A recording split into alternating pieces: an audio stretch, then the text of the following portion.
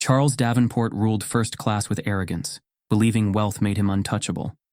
But when Michael Jordan stepped onto the flight, a single decision set off a downfall no amount of money could stop. By the next day, Davenport would learn that power isn't about where you sit, it's about who truly stands tall. Before we deep dive into this interesting story, subscribe to our channel and tell us where are you watching from. Share in the comments below. Michael Jordan adjusted his sleeve, glancing at his watch as he stood inside the VIP lounge of New York's JFK Airport. It was a quiet, high-end space, reserved for only the wealthiest travelers, CEOs, hedge fund managers, oil tycoons, the kind of men who never had to prove their worth because their bank accounts did the talking. Jordan, however, was different. He had spent his entire life proving something, not because he wanted to, but because the world had forced him to. He was waiting for his flight to Los Angeles, a quick business trip, but delays had thrown the schedule off. First class was overbooked, and now the airline had to sort out seating. Jordan didn't mind waiting. Patience had been a part of his career. But he also knew patience was a foreign concept to men like the one currently arguing with the airline attendant. A man stood at the counter, tapping his gold watch against the polished marble surface, his voice dripping with arrogance. "I don't give a damn what the system says," the man snapped. "I paid for first class. I don't wait. I don't compromise." The attendant, a young woman with tired eyes, tried to remain professional. "Sir, we're working to accommodate all our passengers fairly." "Fair?" the man scoffed. "Let me explain something about the real world. There's no such thing as fair. There's money, and then there's people who don't have enough of it. I'm the first, so fix it." Jordan didn't need an introduction. He had seen this type before. Wealthy, arrogant, dangerous in a way money makes people untouchable. The name on the man's Louis Vuitton briefcase read, Charles Davenport. A hedge fund king with a reputation for bleeding companies dry. His face was too smooth, his suit too sharp, and his confidence bordered on delusion. Jordan stepped forward, hands in his pockets, as the airline supervisor arrived. "Mr. Jordan," she said, "we're working on your seat arrangement." Davenport turned, finally noticing him. His lip curled slightly, like he had just seen an inconvenience. "You're telling me he is getting a seat before me?" Davenport gestured toward Jordan. The supervisor hesitated. "Well, Mr. Jordan, no. No way. I don't care who he is," Davenport cut in. "I run a billion-dollar firm. I build economies. I don't step aside for anyone." Jordan remained calm, his expression unreadable. This wasn't his first time dealing with a rich man who thought the world revolved around him. The attendant glanced at Jordan, unsure of how to de-escalate the situation. "Give him the seat," Jordan said smoothly. The room fell silent. Davenport smirked, like he had just won something. Jordan stepped back, ignoring the murmurs in the lounge. He had nothing to prove, not to a man like Davenport. But that didn't mean he wouldn't enjoy watching karma do its thing. And by tomorrow, Davenport would learn a lesson money couldn't buy. Jordan took a different first-class seat, a few rows behind Davenport. He wasn't surprised when Davenport's behavior worsened. "Hey!" Davenport snapped his fingers at the flight attendant. "My drink isn't here. This is first class. Move faster." Jordan watched as Davenport berated the staff, treated them like they were beneath him. Every interaction was a reminder that he believed money made him untouchable. At one point, a man in his late 60s struggled to lift his carry-on into the overhead bin. Davenport, sitting comfortably, didn't budge. Instead, he rolled his eyes and muttered loud enough for people to hear. "If you can't lift your own bag, you shouldn't be flying first class." A woman nearby gasped. The elderly man's hands shook slightly, embarrassed. Jordan clenched his jaw. Davenport sipped his whiskey like nothing had happened. Michael had spent years fighting battles against men like this. But the game had changed. And this time, Jordan wasn't going to fight him on a court. This time, he would let life teach the lesson. The next morning, Davenport arrived at a private investor gala at one of LA's most exclusive venues. This wasn't just an event. It was an opportunity. The richest men in America gathered here to close deals, form partnerships, and solidify their power. Davenport walked through the grand ballroom, greeting CEOs and investors like they were old friends. He had no idea his entire world was about to shift, because then the keynote speaker was announced. Michael Jordan stepped onto the stage. Davenport's smirk vanished. The billionaire athlete, the man he had dismissed as just another passenger, now stood in front of an audience that Davenport desperately needed to impress. Jordan adjusted the mic, scanning the crowd. Then, he began. "I've met a lot of men in my life," Jordan said. "Men who built their lives on hard work, men who built their lives on privilege, and men who think money makes them better than others." The room was silent. Jordan's eyes landed directly on Davenport. "There are people who believe wealth buys respect, that status makes them untouchable. But here's the truth. Money can buy you a seat in first class, but it can't buy you class." A few gasps rippled through the crowd. Davenport stiffened. Jordan continued. "Yesterday, I was on a flight, and I met a man who thought his dollars gave him the right to treat people like they were nothing. A man who didn't just refuse to respect others, he refused to see them as human." People in the audience were already murmuring. Davenport's face turned red. But here's the thing about power. It's not about how much money you have. It's about how you treat people when you think no one is watching. A sharp, piercing silence filled the room. Davenport was frozen. People were looking at him now, whispering, noticing. Jordan let the words settle before delivering the final blow. Because at the end of the day, respect is earned. And when all the money is gone, it's the only thing you have left. The audience exploded into applause. Davenport's hands clenched into fists. He had lost before he even knew he was playing. His empire wasn't built on integrity. It was built on fear, arrogance, and a false sense of invincibility. And now, he wasn't untouchable anymore. As he stumbled out of the ballroom, his phone buzzed. Investors were pulling out.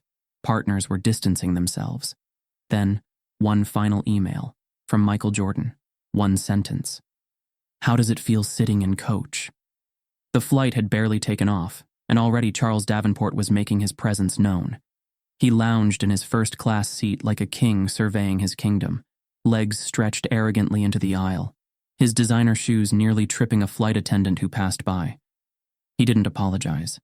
Instead, he scoffed, barely glancing up from his phone. Michael Jordan, seated just a few rows behind him, observed in silence. He had encountered men like Davenport before, the type who believed that money equaled superiority, that wealth alone gave them the right to walk over others. A flight attendant approached Davenport, her posture stiff, her voice polite yet weary. "Sir, would you like anything to drink?" Davenport looked up, blinking as if she had interrupted something important. "Yeah, whiskey, neat, and bring it fast," he said dismissively before turning back to his phone. The attendant nodded and moved on. Jordan noticed how she exhaled slightly as she left, as if she had just survived a verbal landmine.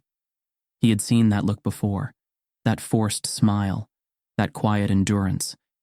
It was the same expression he had seen in the eyes of waiters, security guards, assistants, people who had spent their lives being ignored or belittled by men like Davenport. Davenport leaned over to the man beside him, a stiff-looking executive in his 50s. "Jesus, service in first class is getting worse every year," he muttered, shaking his head. "You'd think these people would be grateful they even have jobs." The executive gave an awkward chuckle, clearly uncomfortable but unwilling to challenge a man of Davenport's status. Jordan's fingers curled slightly into his palm. He had never been the type to engage in unnecessary conflict, but there was something about the sheer arrogance radiating off Davenport that made his jaw tighten. And then, Davenport turned his attention to an elderly man struggling to place his carry-on bag in the overhead bin.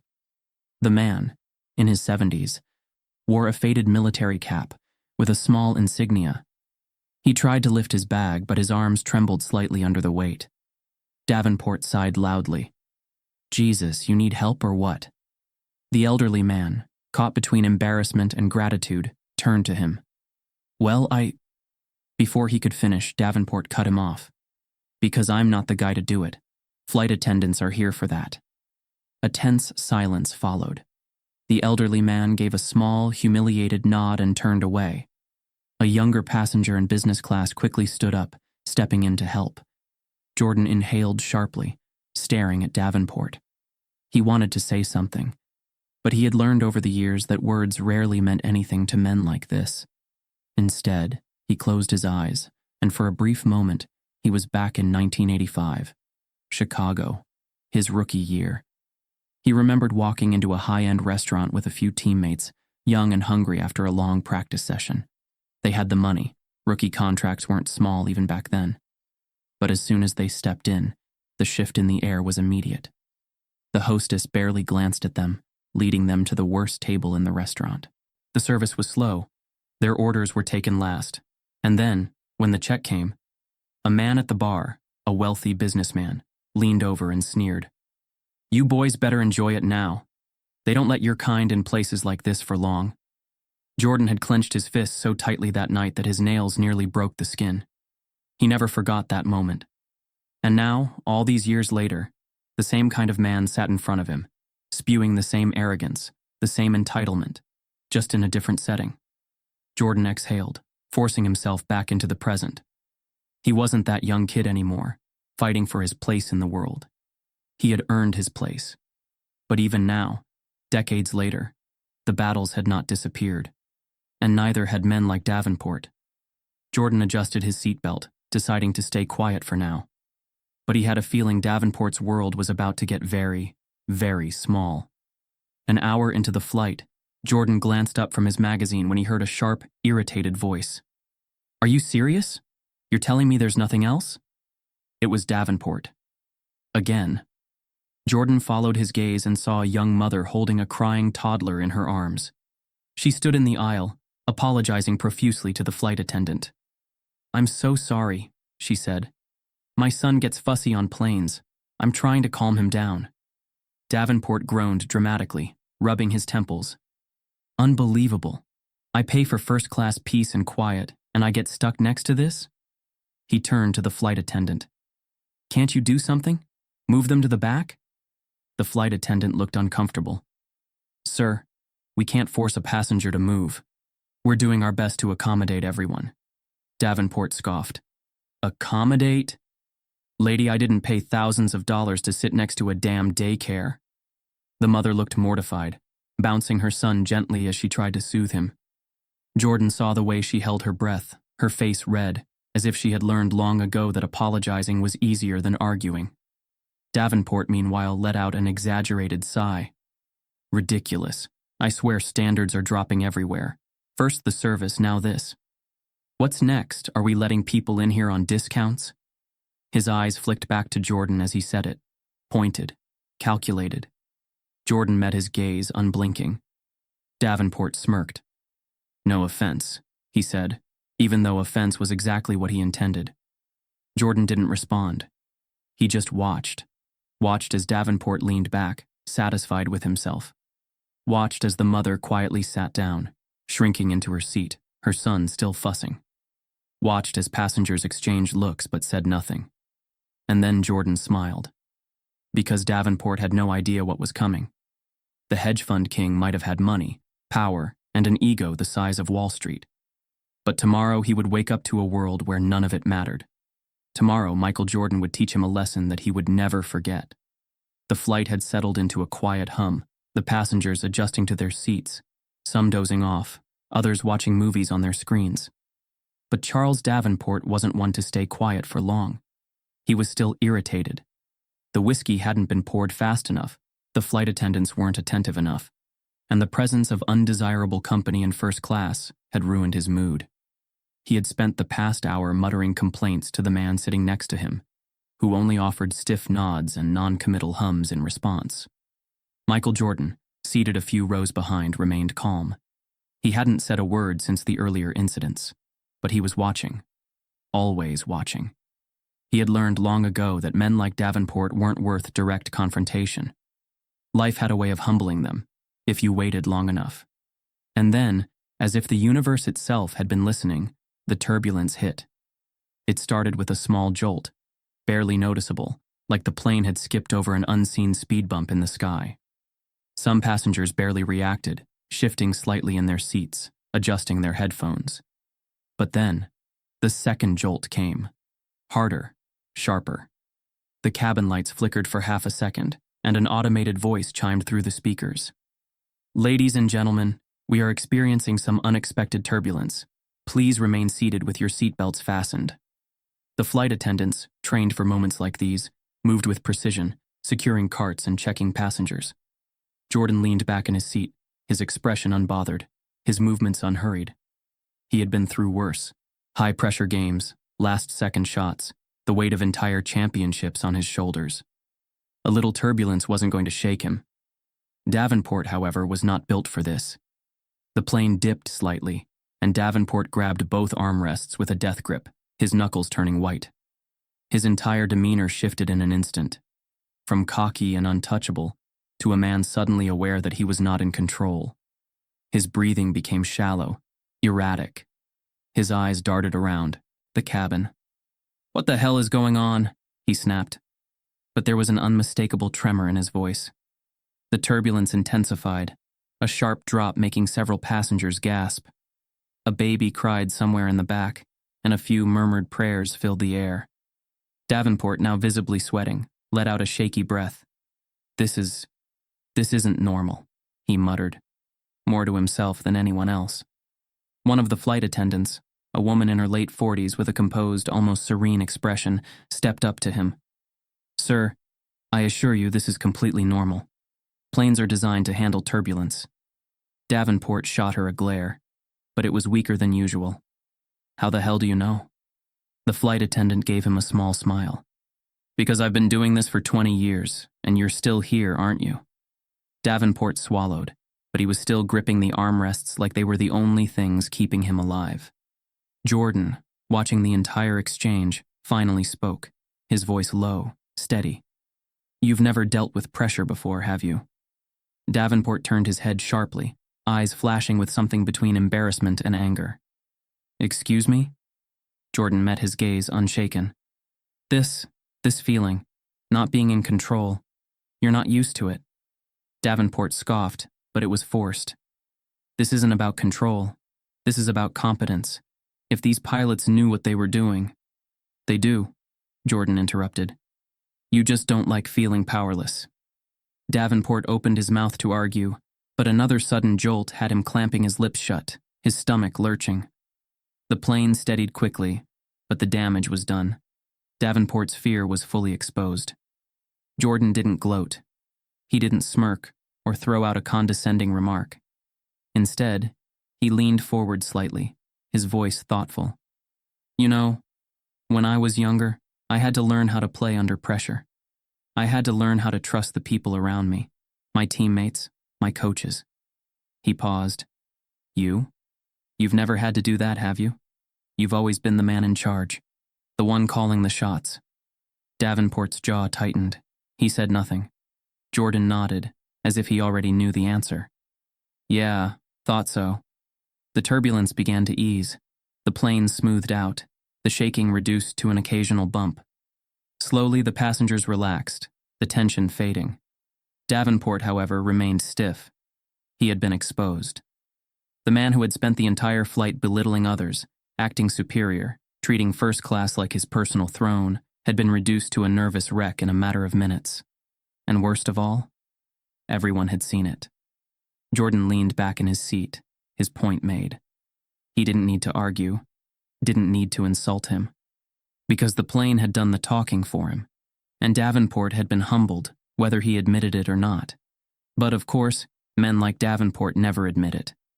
The moment the flight attendants announced that the turbulence had completely passed, Davenport straightened his tie, cleared his throat, and forced his usual arrogance back onto his face. "Like I said," he muttered, mostly to himself. "Completely unprofessional pilots. Should have seen that coming." The older flight attendant from before, the one who had watched his entire meltdown up close, tilted her head at him, amused. "Funny," she said. "You didn't seem so confident a minute ago." Davenport glared at her, but he had nothing to say. Jordan once again said nothing, just watched. Because at this point, there was nothing left to prove. Davenport had already proven everything himself. And tomorrow? He would learn the hardest lesson of all. Charles Davenport stepped into his luxurious Manhattan office, adjusting the cuffs of his tailored navy blue suit. Last night's flight had been an inconvenience, nothing more. Sure, the turbulence had rattled him, but so what? Planes were unpredictable. It didn't change who he was. He had already brushed off his brief moment of weakness. The key to power was never letting anyone see the cracks. Now, he had more important things to focus on: the Langston Foundation Charity Gala. The most exclusive event of the year, where only the wealthiest, most influential figures gathered to exchange pleasantries, strike deals, and flex their power. Davenport had secured an invitation through connections, and he couldn't wait to use the night to expand his empire. Billionaires, CEOs, foreign investors, all under one roof. The perfect place to be seen. The perfect place to remind people who mattered. He smirked as he settled into his leather chair, dialing his assistant, Victoria. "Confirm my attendance for the Langston Gala," he ordered. There was a pause on the other end. Then, Victoria's voice came through, hesitant. "Sir, I was just about to call you. The gala sent over an updated guest list." Davenport frowned. "And? You might find the guest of honor interesting." Davenport rolled his eyes. "Unless it's the damn president, I don't care." Victoria cleared her throat. "It's Michael Jordan." Silence. Davenport's smirk faded.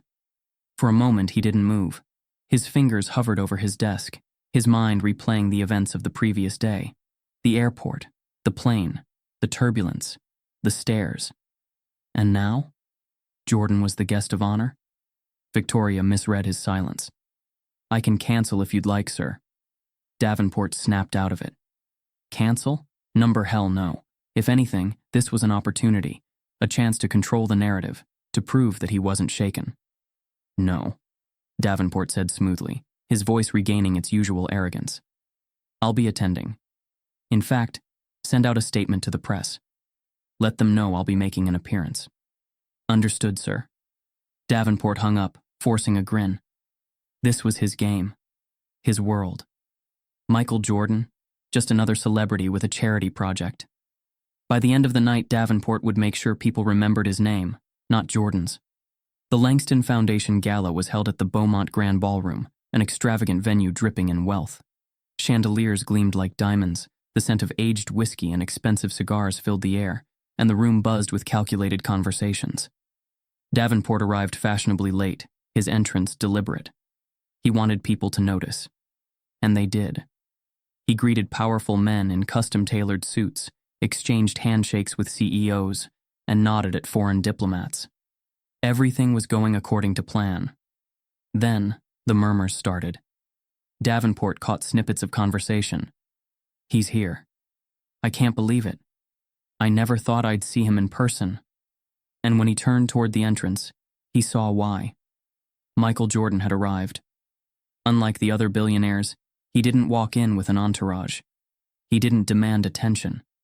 And yet, he owned the room. People gravitated toward him effortlessly, not out of fear, not out of obligation, but out of respect. Davenport's stomach twisted. He had spent his life demanding respect, forcing people to acknowledge his power. But Jordan didn't have to demand a damn thing. Davenport quickly pushed the thought aside. It didn't matter. He was here to do business, not admire a basketball player. He took a glass of bourbon from a passing waiter and turned to a group of wealthy investors. "I hope they aren't expecting me to bid on some pointless memorabilia," he joked. "I don't waste my money on nostalgia." A few of them laughed, but one man didn't. Harrison Wells, a tech billionaire, one of the most sought-after business partners in the room. He glanced at Davenport with mild amusement. "You know," Wells said, swirling his whiskey, "some nostalgia is worth more than money." Davenport chuckled, but Wells had already lost interest. Davenport gritted his teeth. He needed to turn this night around. And then, the event host took the stage. "Ladies and gentlemen," the host announced, "it is my absolute honor to welcome our guest of honor tonight, a man whose legacy goes beyond sports, a businessman, a philanthropist, and someone who embodies the spirit of perseverance, Michael Jordan." Applause erupted. Davenport took another sip of his drink, watching as Jordan stepped onto the stage. Jordan stood before the crowd, his posture relaxed, yet commanding. "When I was younger," Jordan began, "I was told that no matter how hard I worked, there would always be someone trying to put me in my place." The room fell silent. Some people believe that money defines power, that the more wealth you have, the more important you are. Jordan glanced over the crowd. But I learned a different lesson. I learned that respect is something you earn, not something you buy. Davenport felt his chest tighten. The words were too close, too familiar. Jordan continued, his tone even, deliberate. "Last night I sat on a plane with a man who thought his wealth made him better than others." A few heads turned toward Davenport. The air shifted. Davenport forced himself to stay still. Jordan didn't name names. He didn't have to. "But see," Jordan continued, "life has a way of humbling you when you least expect it. It reminds you that money may buy comfort, but it can't buy class."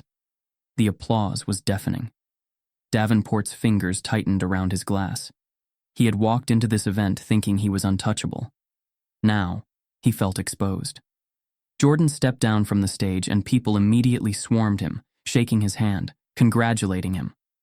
Davenport? No one approached him. For the first time in his career, he was invisible. And that was worse than being humiliated. Because power wasn't about how many people feared you. It was about how many people respected you. And Charles Davenport had just learned that he had none. Charles Davenport stood in the center of the ballroom, his confidence radiating as he sipped his bourbon. He had spent the past hour shaking hands with billionaires, nodding at politicians, and making sure the photographers captured him at the perfect angles. This was his kind of crowd. Powerful men, calculated conversations, and hidden agendas masked under polite laughter. Deals were being made in real time. Stock tips whispered between sips of 100-year-old whiskey. Davenport was thriving. The turbulence, the flight, that moment of weakness, it was all behind him now. And then the host took the stage. "Ladies and gentlemen, it is my absolute honor to introduce our keynote speaker tonight," the host announced, pausing for effect. "A man whose impact extends far beyond sports. A man who has redefined what it means to build, to lead, and to inspire." Davenport barely paid attention, lazily swirling his drink. That was, until the next words hit him like a freight train. "Please welcome, Michael Jordan." A slow, deafening applause rippled through the room. Davenport's smirk froze mid-sip. His fingers tightened around the glass.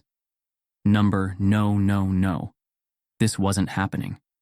Davenport turned toward the stage, his pulse hammering. And there he was, Jordan, walking onto the stage with that same effortless presence he carried everywhere. The same man Davenport had dismissed, mocked, insulted. And now he was the center of attention. A legend. Davenport felt something he hadn't in a long time. Panic. Jordan stood behind the podium, adjusting the microphone. The crowd hung onto his presence, their admiration evident. Davenport, meanwhile, couldn't breathe. Jordan scanned the room, his expression calm, composed. And then he spoke.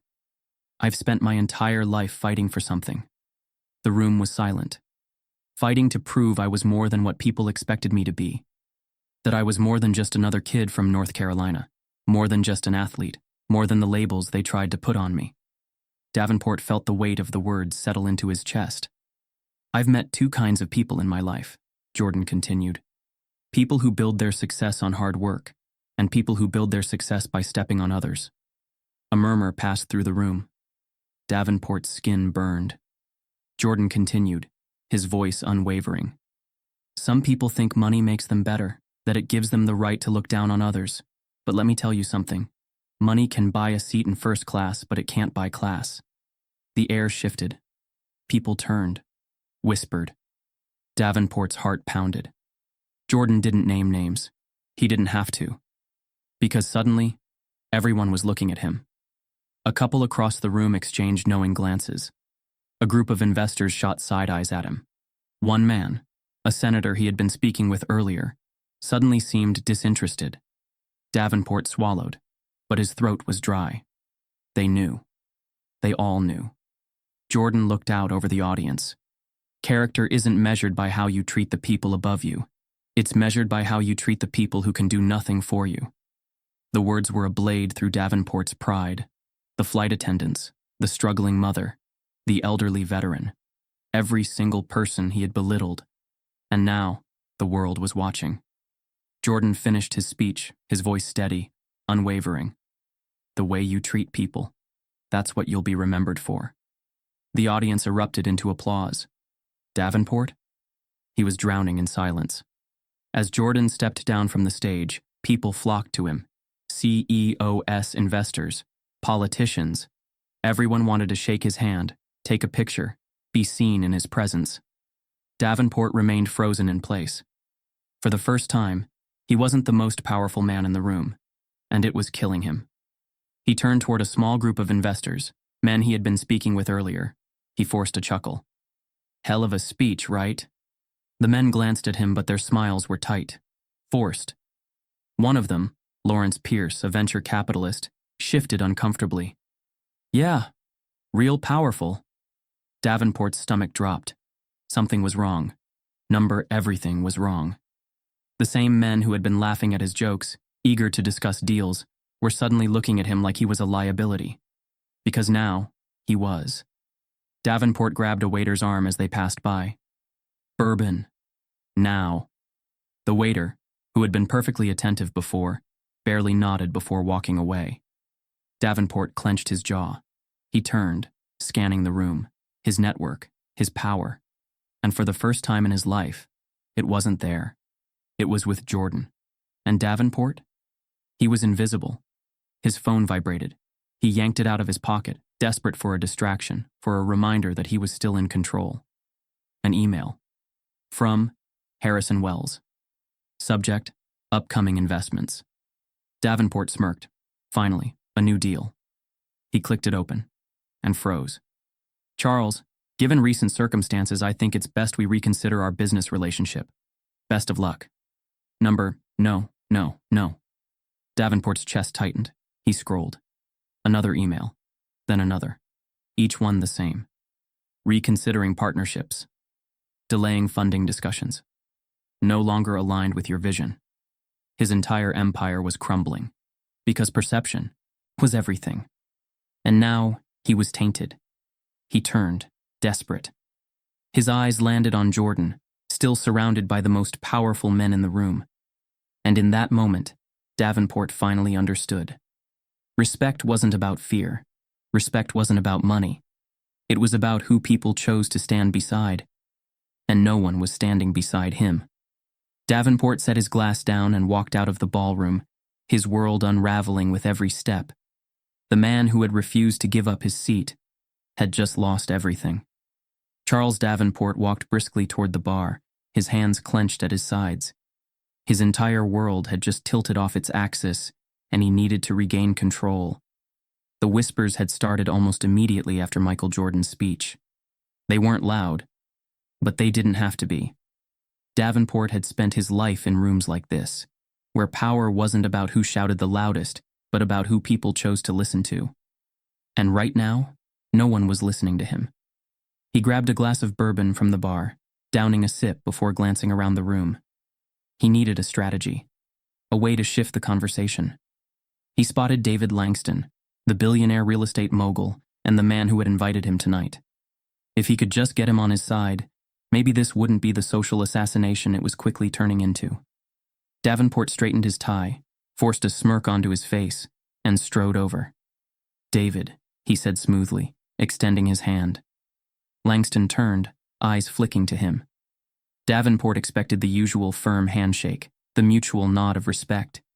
Instead, Langston barely gripped his hand, offering the weakest shake Davenport had ever received. Charles, Langston said. His tone was neutral, too neutral. Davenport kept his smile in place. Hell of a night, huh? These events always attract the best of the best. Langston hummed, non-committal, distracted. His gaze drifted toward Jordan, who was speaking with a cluster of high-profile investors on the other side of the room. And that's when Davenport realized it.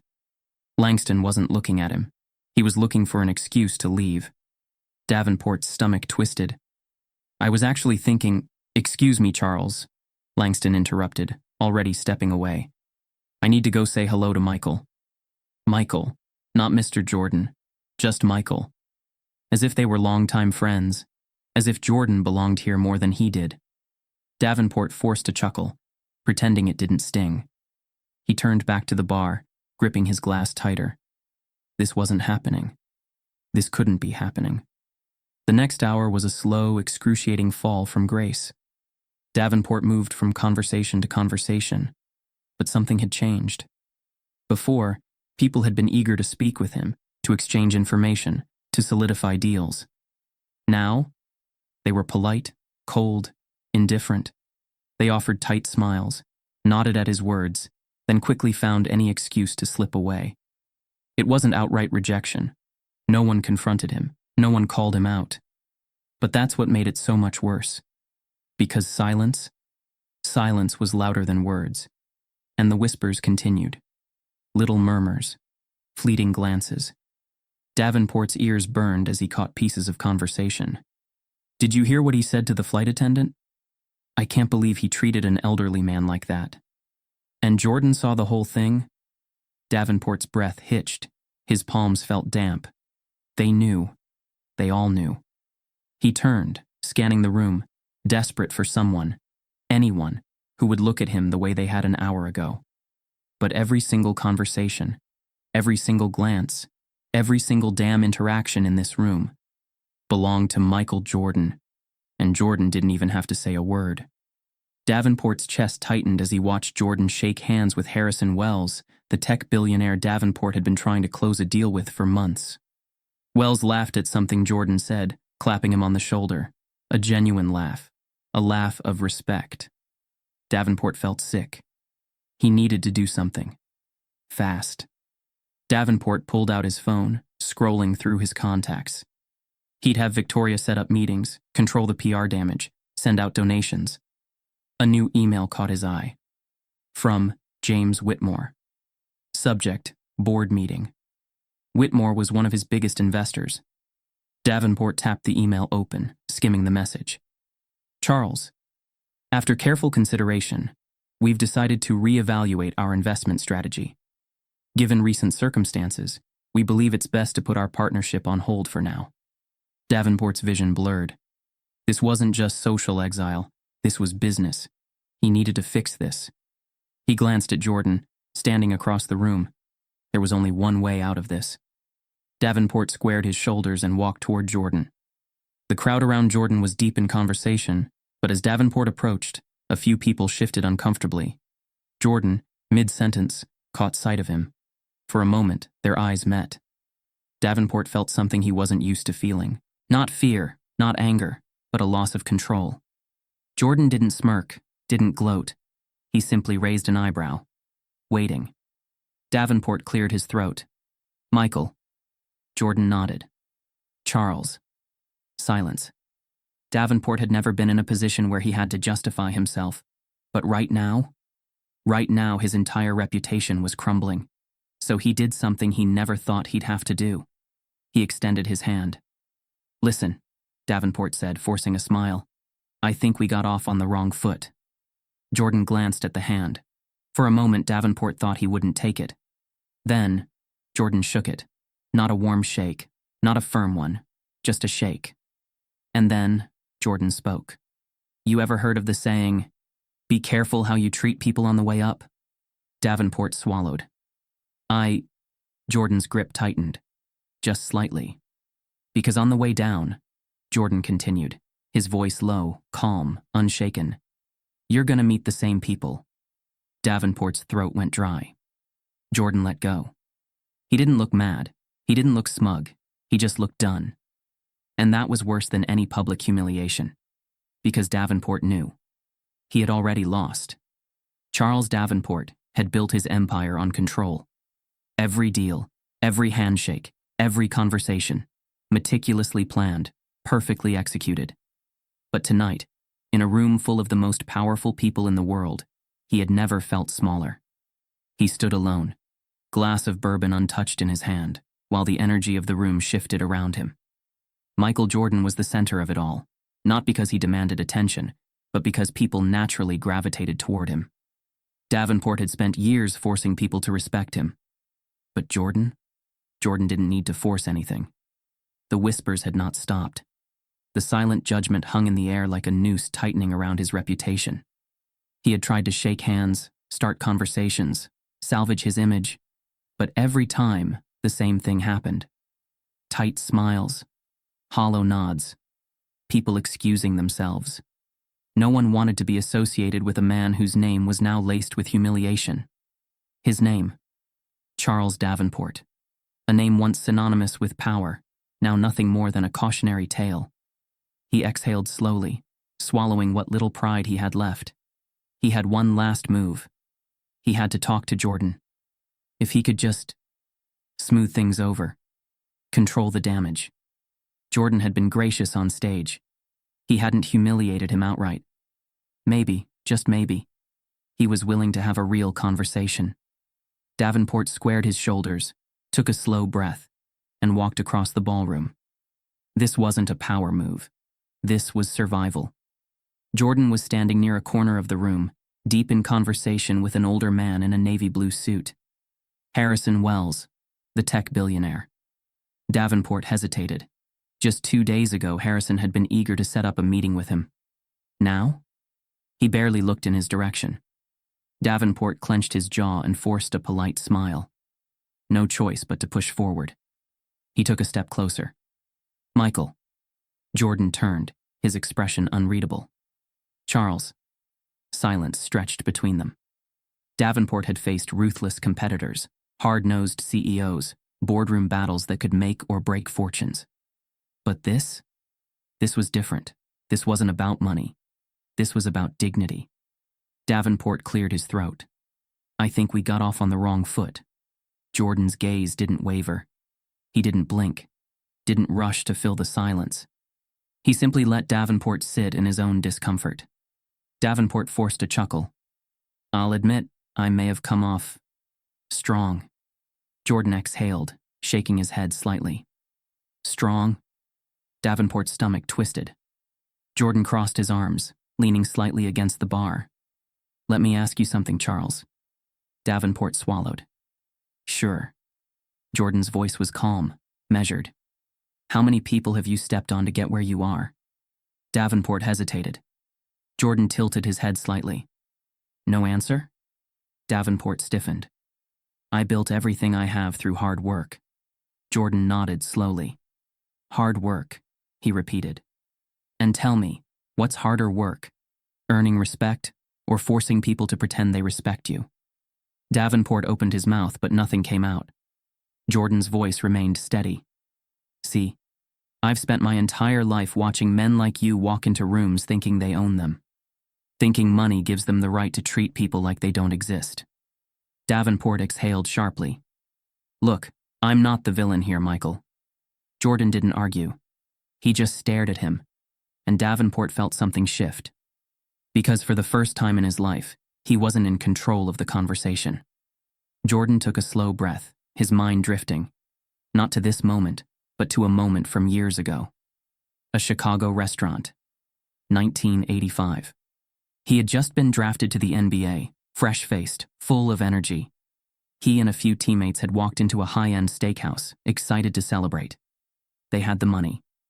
Rookie contracts were good, but the second they walked in, they felt it. The eyes. The hesitation.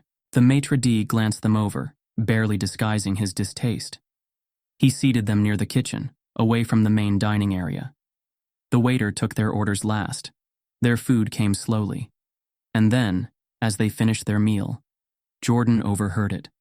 A man at the bar, rich, arrogant, confident, the same type as Davenport.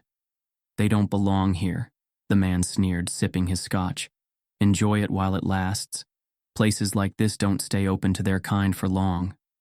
Jordan had never forgotten that moment. How it felt to be looked down on. How it felt to be dismissed. And now, years later, Charles Davenport was standing in front of him, feeling that same weight. Maybe not in the same way. Maybe not for the same reasons.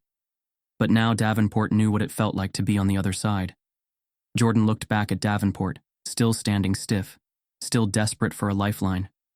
Jordan sighed. You've spent your whole life making people fear you, Charles. Davenport's throat tightened. That's not... Jordan cut him off. Tell me something. You still think fear is the same as respect? Davenport's fingers curled into a fist. Jordan didn't push him further, didn't insult him. He just let him think. And that was worse, because the silence forced Davenport to face the truth. He had always assumed that power meant control, that money guaranteed influence. But tonight, he had money, he had power, and still, he had nothing. The weight of it settled in his chest, heavy, suffocating. He had spent years looking down on people, and now everyone was looking down on him.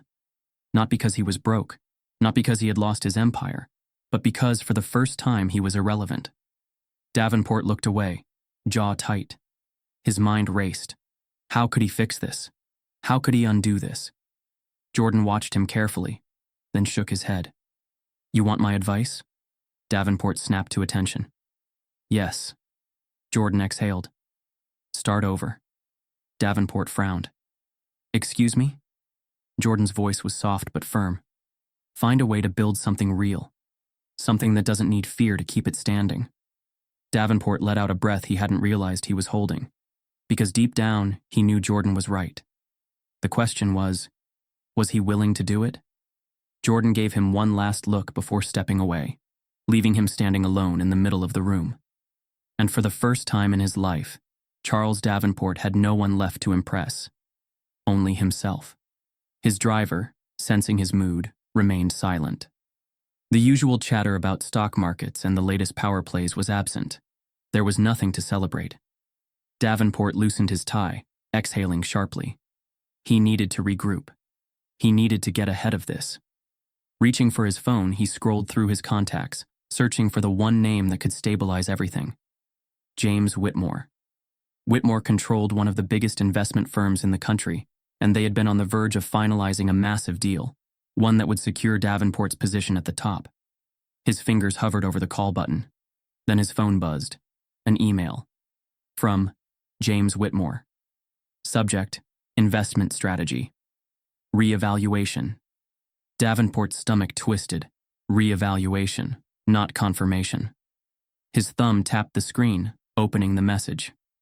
Charles, given recent developments, my partners and I have decided to withdraw from our current investment discussions. While we value our professional relationship, we must be mindful of our public associations moving forward. Best of luck in your future endeavors. Davenport read the words twice, then a third time. His breath came in slow, measured inhales, but his pulse was anything but steady. This wasn't just a delay. This was a severance, a quiet, polite execution of everything he had built. And it wasn't just Whitmore.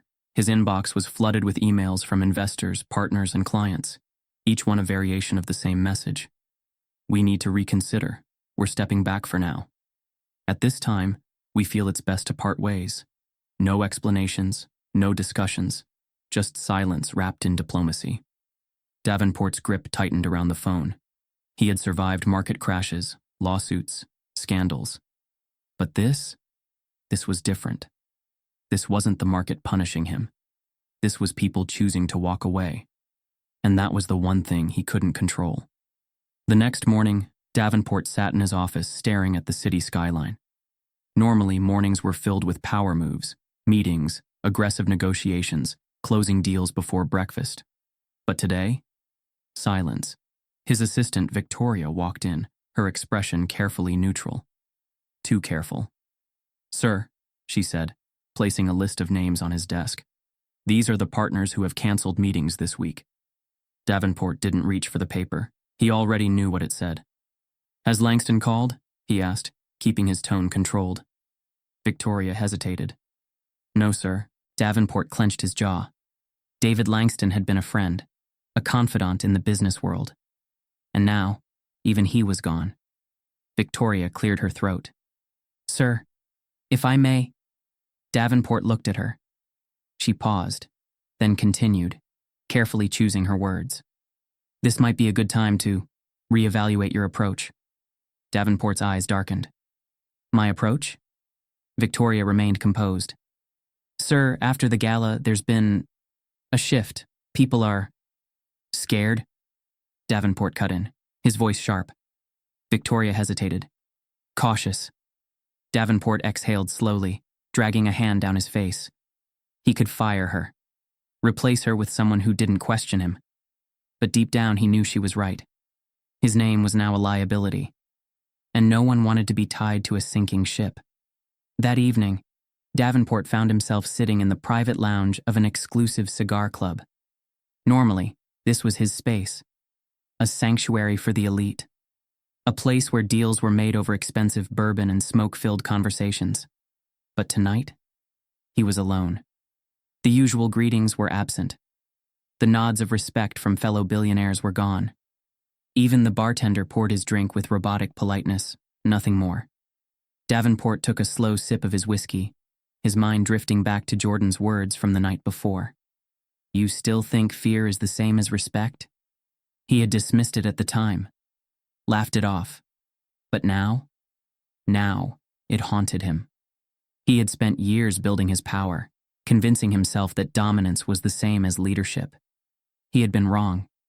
Respect wasn't about power. It was about the people who chose to stand beside you when you had nothing left to give. And tonight, he had no one. Davenport leaned back in his chair, his grip tightening around the glass. For the first time in his life, he wasn't sure how to fix this. Because this wasn't about business. This was about who he was. And that was a much harder thing to rebuild. Charles Davenport sat at his desk, staring at the blank email draft on his screen. His fingers hovered over the keyboard, hesitating. The words weren't coming easily, not like they used to. For years, he had dictated deals, demanded meetings, and controlled conversations with the confidence of a man who had never needed to ask twice. But now he wasn't sure if he even deserved a response. The last few weeks had been brutal. Partnerships dissolved, calls went unanswered, meetings were postponed indefinitely. His name had become a whispered warning in elite circles. The fall had been fast, and it had been silent. But worse than the business losses, worse than the isolation, was the realization that he had built an empire on fear, not respect. And now, he was paying the price. His eyes flicked to the one name he never thought he'd type. Michael Jordan. He exhaled slowly, typed, deleted, typed again. Then finally, he hit send. 2 days passed. No reply. Davenport told himself he hadn't expected one. Why would Jordan bother? He had nothing to gain from helping a man like him. But then on the third day, his phone buzzed. Email from Michael Jordan. He clicked it open, his pulse quickening. Charles, you want to talk? Meet me at the Southside Community Center tomorrow at noon. There was no formal tone, no back and forth negotiation, just a time and place. Davenport frowned. The Southside Community Center? That wasn't a restaurant, a boardroom, or a high-end club. That was a charity center. Davenport stared at the screen, fingers tapping against the desk. He had expected a private sit-down at some elite establishment. But this was something else entirely. The next afternoon, Davenport's luxury car pulled up in front of the Southside Community Center. It was a modest brick building, the kind of place he had never stepped foot in. Outside, kids played basketball on a cracked concrete court, while volunteers handed out food and supplies. This was not his world, and yet, this was Michael Jordan's chosen battlefield. Davenport adjusted his suit jacket and stepped inside. Jordan was already there. No security, no entourage, just him. He stood near a table, chatting with a group of volunteers who greeted him like an old friend. Davenport swallowed his pride and walked over. Jordan glanced at him, offering a simple nod. Charles. Davenport cleared his throat. Michael. No handshake, no small talk, just expectation. Jordan gestured toward a row of chairs near the back. Let's talk. Davenport sat across from Jordan, hands folded tightly in his lap. He hated how unfamiliar this felt. He had always been in control, but not today. Jordan leaned back, arms crossed. So, you wanted this meeting. What do you want to say?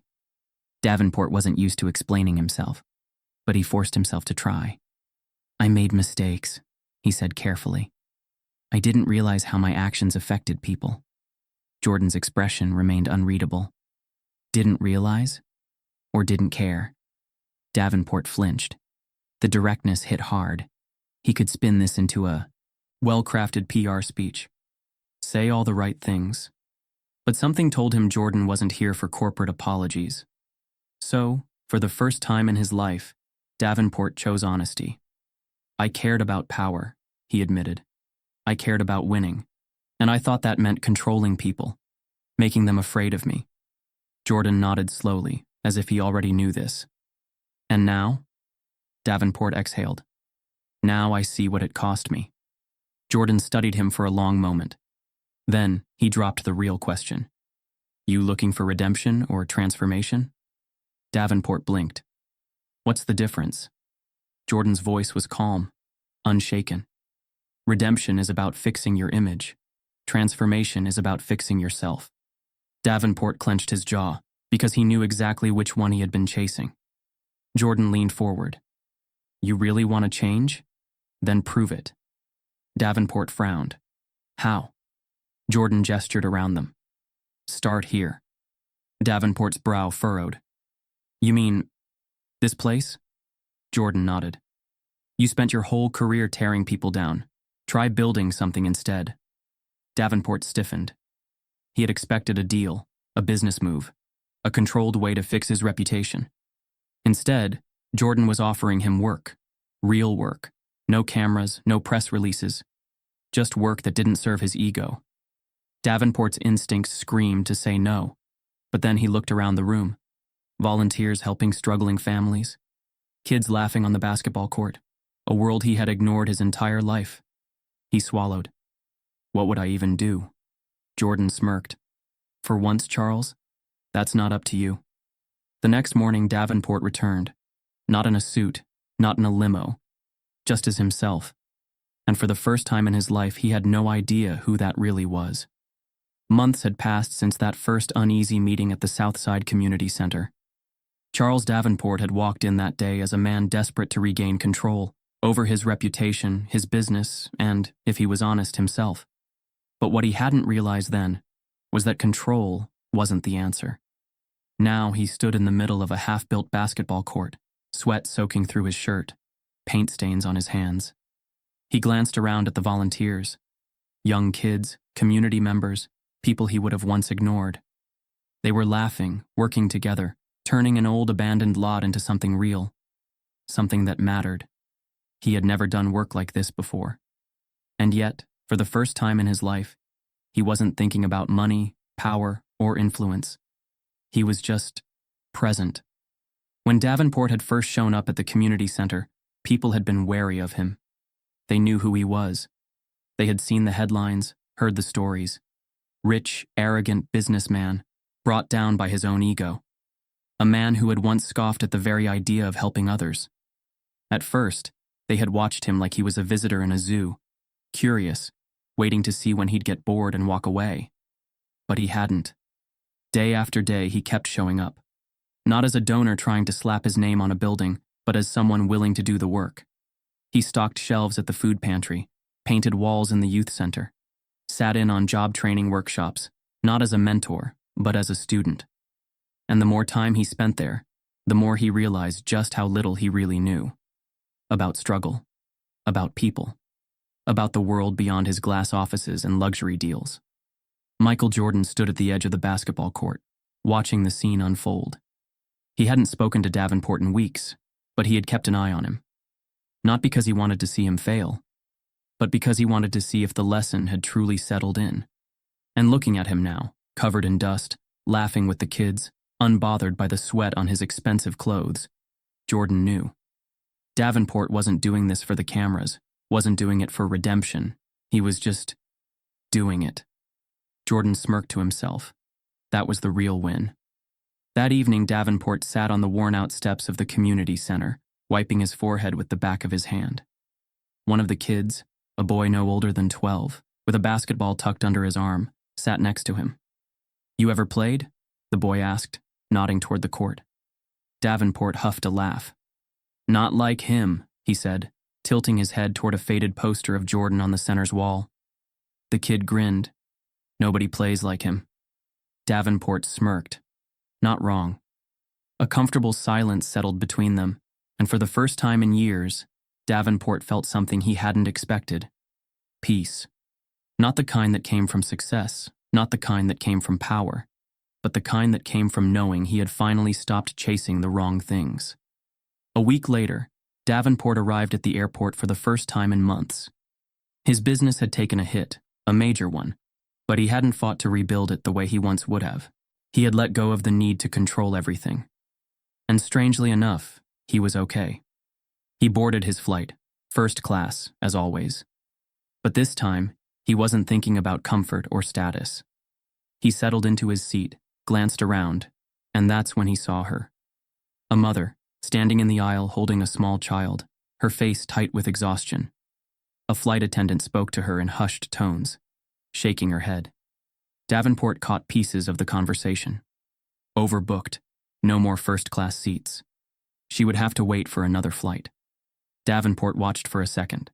Then, without hesitation, he stood up. The mother looked at him, confused. The flight attendant hesitated. I'll take the next one, Davenport said simply. She can have my seat. The woman blinked, stunned.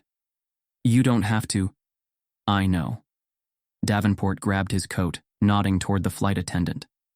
Just do it. The woman gave him a tearful smile, thanking him over and over. Davenport just nodded and walked back down the jet bridge, his footsteps lighter than they had been in years.